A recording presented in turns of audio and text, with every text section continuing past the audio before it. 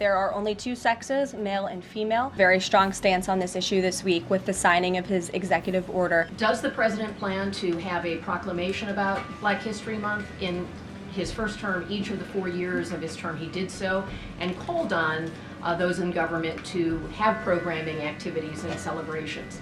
Is he going to do that this year? Yeah, the president looks forward to signing a proclamation celebrating Black History Month. I actually spoke with our great staff secretary. It's in the works of being approved, and it's going to be ready for the president's signature to signify the beginning of that tomorrow. For having us. So I wanted to follow up on the gender executive orders you mentioned. First of all, we know that President Trump has taken a bunch of steps to protect children from irreversible transgender procedures.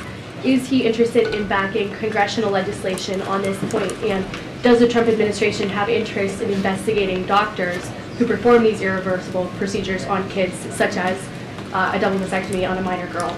Well, the president has already taken a very strong stance on this issue this week with the signing of his executive order, a few executive orders in this space. First, he made it the official policy of the federal government that there are only two sexes, male and female, and we have directed all federal agencies to comply with that policy. As for congressional legislation to support the president's agenda in this space, and certainly ending the mutilation of young children, the chemical castration of young children, which is a barbaric practice that the vast majority of Americans do not support for young minor children.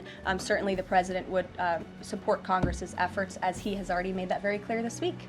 He is calling off those kinds of activities in an attempt to be in alignment with the president's views on DEI and other things.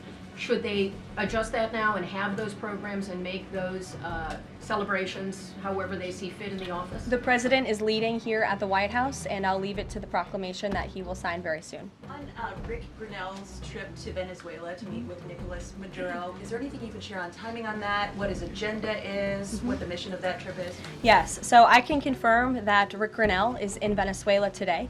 I can confirm that Rick Grenell is going to Venezuela, or is in Venezuela, with two immediate directives from the President of the United States.